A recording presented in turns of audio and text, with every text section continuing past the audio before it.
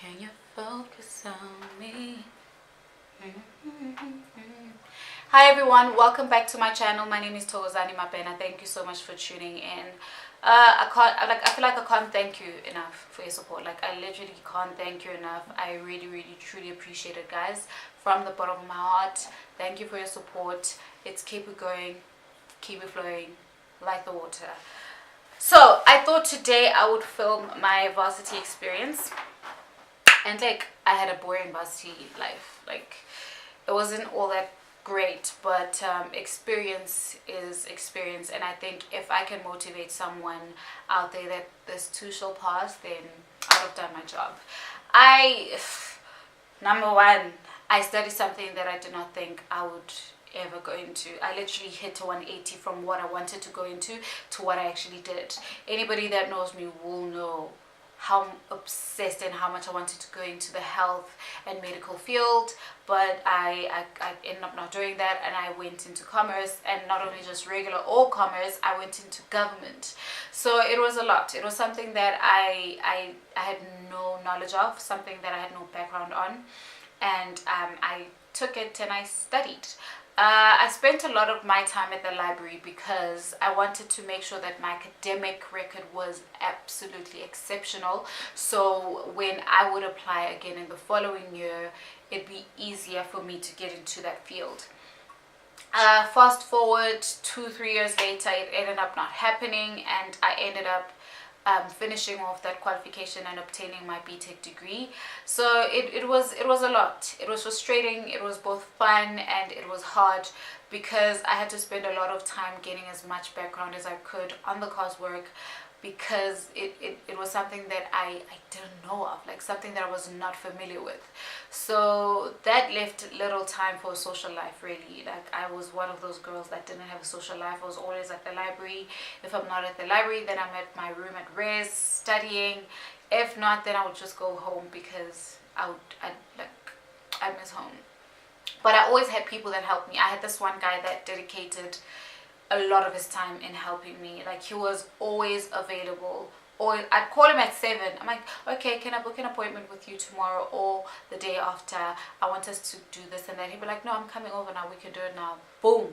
He helped me like that. And I had one friend that stayed with me throughout varsity, actually no, until 3rd year, and then in our 4th year we separated. But she was also always available to help me, and I truly appreciate it. Like, it takes a village. It took a village for me to get my qualification, and I truly appreciate that. And I think I've thanked them, but I feel like I can't thank them enough as well. And I also passed, and I did well in varsity by the grace of the Lord. So it was that. And like I mentioned, I didn't have a social life. I can count the number of times I went out in varsity, maybe in both my hands. Like, I can count the number of times I went out. I wasn't a huge fan of going out. Like, I'm lazy. I still am not. But yeah, I didn't go out a lot in varsity. Like, I'm lazy, guys.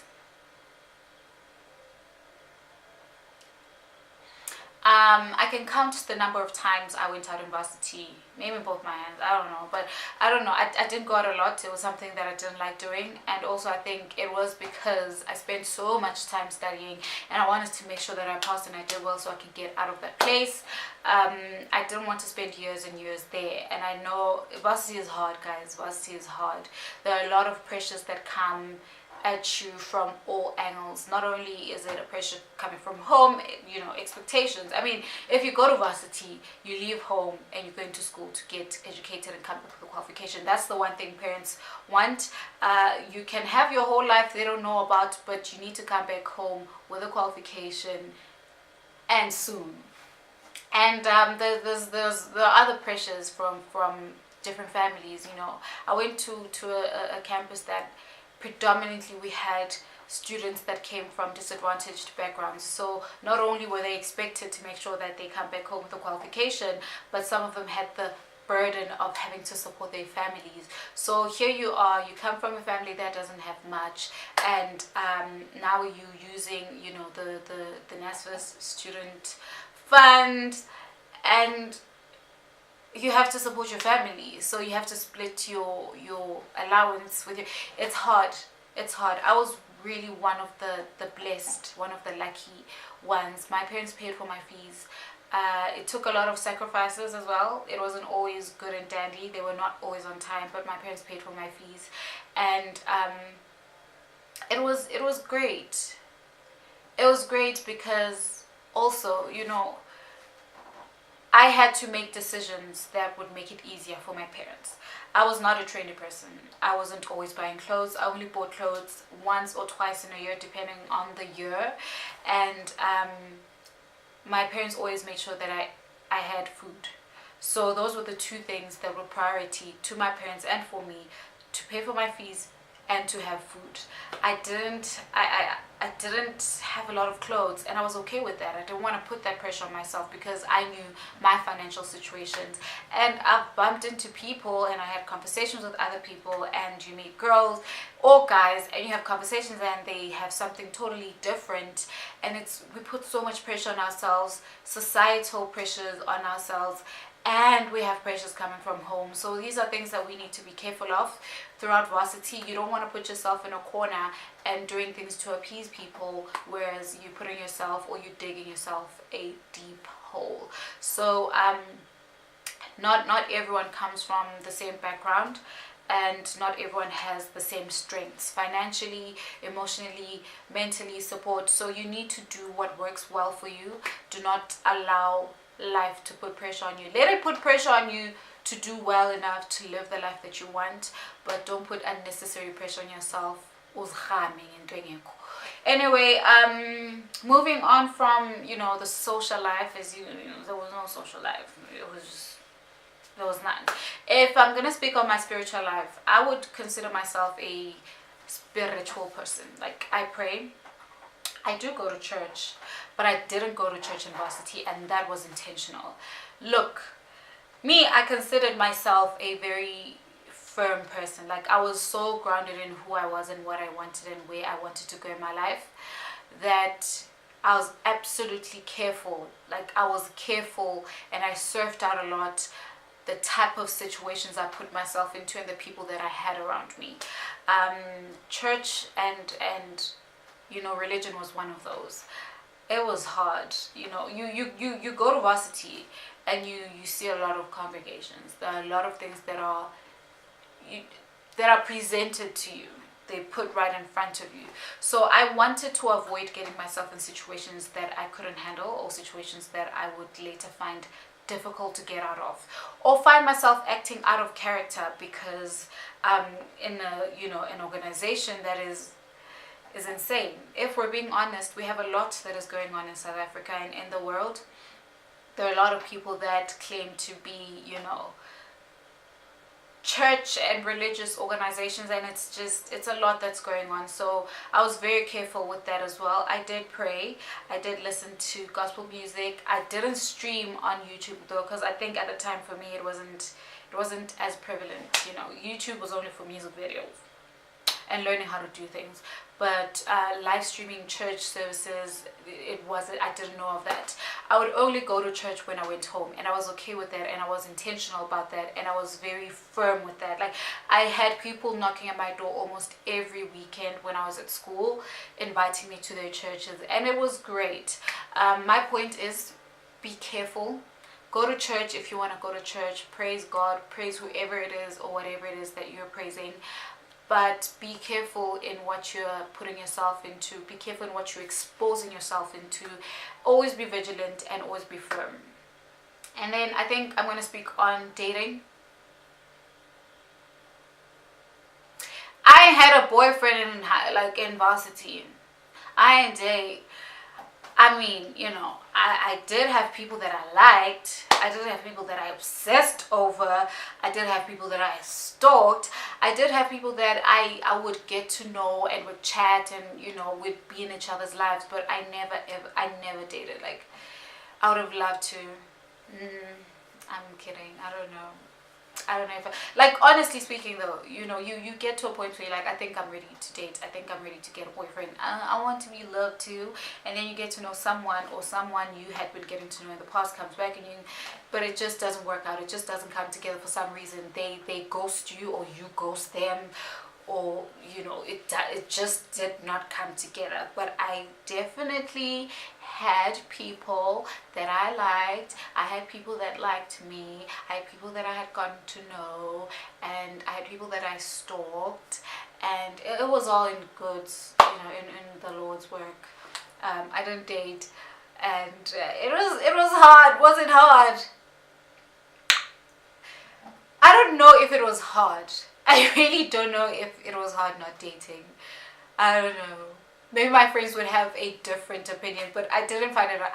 At some point, I think when you're getting to know people, then you get to like that person, and you tell your friends about that person, and you're like, oh, we're gonna date, and it doesn't happen. You're like, oh shit. Yeah, and then you get sad. It was that for me, getting to know people, and then, you know, finding out that, okay, no, I don't think we're compatible, or them ghosting me. But I think throughout varsity I spent time getting to know myself in dating, you know, how I would be, how I interacted with people, the type of person I became when I'm in a situationship, or when I'm getting to know someone, and really what I truly wanted. And most of the time it was situations where I found that I don't think, you know, I don't think we'll flow well together. So I'd always walk away, or they'd walk away, and I'm grateful for that. Like, I'm grateful that I was given a chance to get to know people, and I got to know people, and I got to learn people and how the other species operated. But I'm also glad that I was saved from a whole lot of unnecessary heartbreak. Like, I'm happy about that. Heartbreak is not nice. So yeah, that's that. Life after varsity is a lot. Life after varsity is hard. Life after varsity is hard because now you become an adult. You know, you have to fend for yourself. You went to school so you can equip yourself, and then what happens when you don't get a job, or when you think you get a job and you get there and it's not really a job? There are a lot of things that are happening in South Africa now, and it's not only just, it's everywhere. South Africa has been hit in every corner. It's not only just religious wise, like the workplaces, the type of work that we find, what we find when we get to the workplace, it's a lot, and it's dangerous, and it's good, and it's bad. Experiences are absolutely different. A person can graduate today in record time, and they could stay 5 years without a job. A person could graduate in record time and get a job, and then you get there and find out that it's actually not a job. You don't know what mess you put yourself into. You walk away and you stay another 3 years without a job. A person may not even finish varsity, and they get an opportunity, and they go work, and they get proper and fantastic offers. So experiences are different. I would advise you to give yourself some time. Be aggressive in fighting for the life that you want, but be graceful in it. Allow yourself to allow yourself to be yourself, and allow yourself to make decisions that will feed into your life. It's not easy getting a job in South Africa now, and it's more hard. It's harder getting a good job with a good paying package and a good environment. So I hear a lot of people always tell you that never mind the, you know, environments. Every job has its thing. Every job has its politics. Politics are different. It could be politics because the one person or the one colleague doesn't like you. You get over that. But it's a different kind of ball game when your life has been put in danger. So when you look for jobs, when you're applying, please make sure that you do research on the companies that you apply for, or apply to the positions you're applying for. Try to get as much background as you can. And I mean, also do reference checks. Like, it's not only employers now, everyone needs to do a background check on the type of situations they put in themselves to, because at the end of the day, your name will be associated with that company, and your life will be associated with your company. So just make sure that whatever it is that you do, that you protect your name at all costs, and allow yourself to make decisions that will feed well into your future and into your life. If it doesn't feed into it, seek something else, seek an escape, save your life. And look, if it doesn't go well, just know that you can try and try again and try again until something comes up. But my thing is that be intentional. Be intentional. I know it's very hard being intentional with jobs when there literally aren't as many jobs, but the last thing you want is to be studying or working in an environment that literally takes out all the life out of you. I know we've become desperate, and being desperate is what now employers and all these small companies play on. Be careful in that, and do great for your life, invest in your future, and always be vigilant. I cannot stress this enough. Be vigilant, do research, look out for yourself, because really only you can look out for yourself like that. Again, thank you guys for watching. I hope to see you next time. I hope you have a great day or night or morning, whoever you are. I'll see you again next time. Bye bye.